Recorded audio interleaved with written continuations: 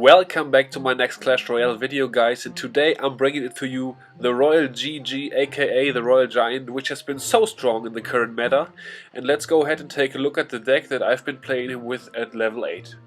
So, supporting the Royal Giant, I am using the Elixir Collector and Goblin Hut as my main buildings, also the cannon for defense, as you're going to be facing lots of Hawk Riders currently, and then Barbarians, Spear Goblins, Arrows, and the Fireball. So let's see how we can do with it inside the Royal Arena. Starting off, we're going to be facing off against Billy, who is rocking one of the ever so popular Hawk Rider decks. You're going to see a lot of those at the moment. And starting off, I am putting down the Elixir Collector. Ideally, you always want to have the Elixir Collector and Goblin Hut down as your first buildings. And since he is starting to make a push, I can defend this, and as you see, my next building will be the Goblin Hut, which I can place down afterwards. Firstly, gotta stop his Hawk Rider and Valkyrie push though. He decides to freeze my Barbarians, and he's investing lots of Elixir on this push, so I have a pretty good counter push going right here, which is stopped by his Barbarians. So in the end, not too much value there. He's getting off some nice damage early on, but this deck is really a late gameplay deck. If you can survive like the first minute or the first 2 minutes of a match, you're looking very good most of the time. And obviously I haven't showed my Royal Giant yet, so he doesn't quite know what he's up against yet. Royal Giant is going down now and starting to make my push around it. I'm trying to protect it as best as I can. I'm gonna place the Barbarians in front of it to shield the Royal Giant and not have troops like, for example, the Mini Packer being able to be placed down right in front of it to shoot down. And right away he has to freeze right here. Anyways, I'm getting some really nice damage off early on already. I actually meant to hit the archers with the Fireball there as well. Didn't quite work out, but oh well, at least I took out his Elixir Collector, so average value there for that Fireball. Now you can see where the cannon comes into play, defending against those Hawk Riders. The cannon is a cheap defensive building. You can always place it down very quickly and distract those Hawks, which is very important, so you can defend against a lot of damage that these Hawk Riders would otherwise be doing. Alright, heading into double Elixir, he definitely has the lead because he has a lot more damage done to my left tower, so I still have to play the left lane a little bit, focus on defense a little bit right here. But as I said, heading into double Elixir, this deck can certainly shine. He's also placing down an Elixir Collector, which is gonna get shut down by my Royal Giant. He's rocking the freeze spell again, trying to defend. But I am switching it up on him. He committed a lot of Elixir to the left lane here, and on the right lane he only has the Valkyrie to respond to the Royal Giant immediately, which is not very strong against the Royal Giant as it takes quite some time to chew it down. And as you can see, the switch up worked once again right here. I always recommend trying to switch it up on your opponents, because you can get lots of value out of that. And as you will see, proceeding the game, that actually wins me the game right here.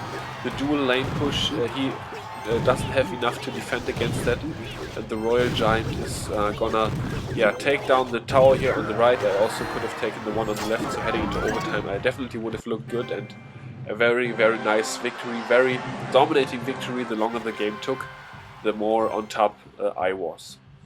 Alright, so taking a look at this next battle against Maximal, looks like we are gonna start off with the Elixir Collector again, and he also plays the Elixir Collector. And notice the deck he has. He also has the Royal Giant, also has the Mortar, and as you'll see proceeding right here, it's a very strange deck that he's playing, and not quite sure what he is trying to achieve with this. Placed the Mortar fairly far back, also pretty strange, actually using the Mortar as a defensive building. Royal Giant goes down, the Hawk Rider also, so I definitely have to commit a lot to the left side here to stop those two troops, which are obviously very dangerous, especially when you combine them. And the defense with the cannon actually worked out very well right here. As you noticed, I have taken almost no damage, and the Barbarians are gonna chew down the Royal Giant. He fireballs the Barbarians, bit of a strange play. I guess he didn't have any other card to counter with right there. so he ends up taking no damage, but has to invest a lot for that, and due to that I can get down my second elixir collector. Anyways, he also gets his second elixir collector down, and as you see, he almost has no cards to play right now except the Royal Giant, and he doesn't have any troops to back it up with, except the Hawk Rider, which is obviously also targeting buildings only, so he is running a pretty high risk with his pushes, because if he doesn't have anything to kill my troops, which I am countering him with, he's running the risk of having a huge army storming down his lane without any defensive troops. So I definitely think he made a bit of a mistake laying out this deck that he's playing, because, as I said, it's very vulnerable to counter pushes. My Royal Giant got some more nice damage down here on the right lane, and as you notice, he now plays down the Inferno Tower, so I definitely have to use some little troops in front of the Royal Giant so he doesn't take that much damage. Once again, the Mortar on defense, not really that effective against my deck, except the Spear Goblins. There's really nothing the Mortar can do some serious damage against right here. And once again, the same play over and over again on his right lane, my left lane. His Royal Giant just gets countered by my Barbarians perfectly. Barbarians are one of the best cards to counter the Royal Giant with, so if you don't have the mini P.E.K.K.A. available at a nice level, use the Barbarians, they are very good also. And you may have noticed my Royal Giant, with a few continuous pushes, was able to almost take down the right tower by itself. It's within arrow range now, so I just have to defend my left side, which is taking some damage so far.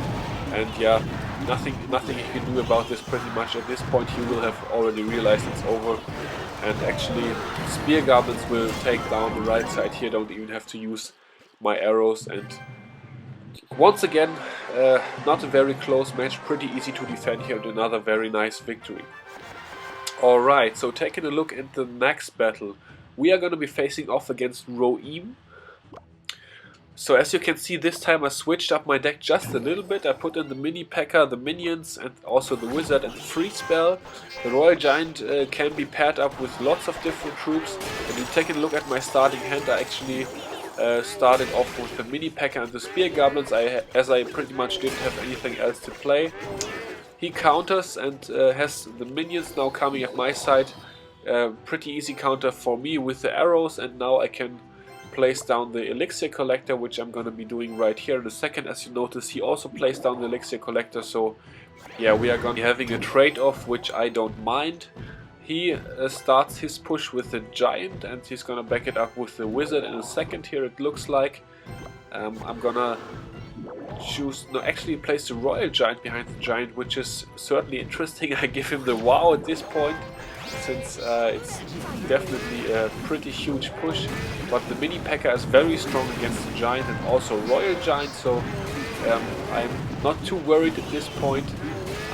Also the minions are doing some nice work helping out, and overall not too bad for me. I didn't take too much damage, but as you notice, he has the elixir advantage right now, and he plays another elixir collector, so I'm definitely gonna have to come up with something here. I am deciding to once again put the elixir collector down as well, so I have 2 elixir collectors down and he only 1, which should give me the advantage in the long run. Once again he starts the push off with the giant in the back, and this time I decide to confuse him a little bit, switch it up with my Royal Giant down the left, backed up with the wizard, which kills the minion horde almost immediately, which is very strong. You can definitely see that he doesn't like this. He's thrown off by this play by me and has to let his giant walk down the lane alone, which doesn't work out too good. My mini P.E.K.K.A. counters it pretty easily, and once again you can see that the switching up of the lanes brings the advantage to my side right here, as the Royal Giant shoots down the elixir collector, and once again his giant is going to be countered pretty easily by my wizard. Not too much damage taken there. My Royal Giant is able to take down the tower on the left hand side with only 30 seconds left. He's gonna try his very hardest to get my tower, and my mini P.E.K.K.A. goes down the right lane, actually takes down his second tower. Minion horde was a bit too late right there, couldn't really stop me. and at this point it's all about defense. I have to stop the Royal Giant somehow, as I only have very little health left on my right tower. And as his arrows go down, I'm still standing with only 6 hit points left. So definitely an epic win right here. Leave me a like if you liked this video. Favor, subscribe, come back for the next video. And until then, I will see all of you guys later. Peace out.